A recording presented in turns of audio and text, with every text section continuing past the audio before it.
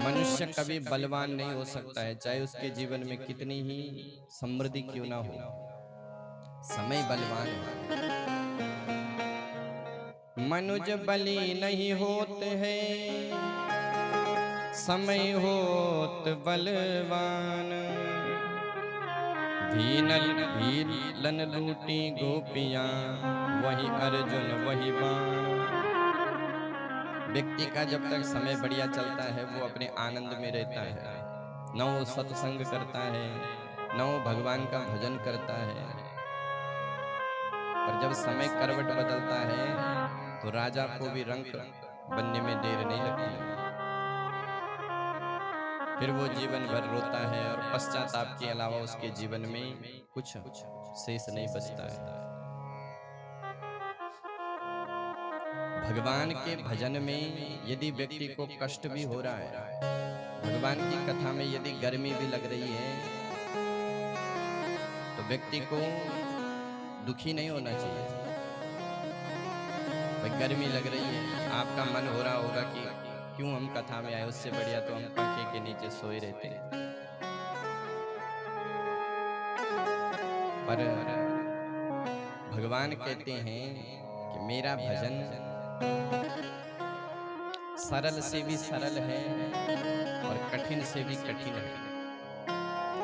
जो महापुरुष होते हैं वो इसी गर्मी में चारों तरफ पंचाग्नि लगा करके बैठते हैं और उसी में जेठ के महीने में भगवान का भजन करते हैं, तपस्या करते हैं, भगवान का चिंतन करते हैं। तो ये शरीर भोग के लिए नहीं है, ये शरीर तपस्या के लिए है। मनुष्योयम शरीरोयम श्रेष्ठ कामो यनिश्चित। ये मनुष्य शरीर भगवान के भजन के लिए मिला है।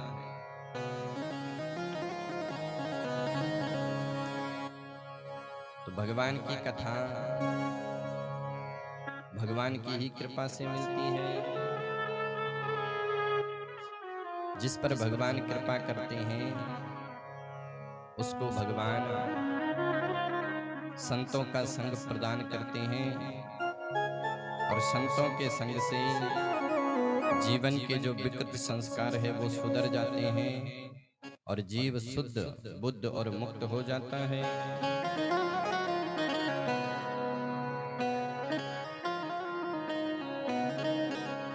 कथा जीवन की व्यथा को मिटाती है। कथा सर्वदा श्रवण करनी चाहिए। रामचरित्र में श्री काकभूषुंडी और गरुड़ जी का दिव्य संवाद है। जब गरुड़ जी को मोह हुआ, गरुड़ जी ने जब भगवान को नाग फांस से मुक्त किया तो गरुड़ जी को मोह हुआ। गरुड़ जी को लगा कि ये भगवान नहीं हो सकते हैं, क्योंकि जिन भगवान का चिंतन करने से जीव सर्वदा मुक्त हो जाता है, उन परमात्मा राम को तो मैंने मुक्त किया। भगवान राम को और लक्ष्मण को एक बार मेघनाथ ने नाग फांस में बांध लिया। तो महाराज हनुमान जी गरुड़ को लेने के लिए गए। गरुड़ जी आए और नाग फांस से मुक्त किया। नाग फांस से भगवान को मुक्त तो कर दिया, लेकिन संशयात्मक हो गए, भगवान के प्रति संशय हो गया और संशय आत्मा विनश्यति।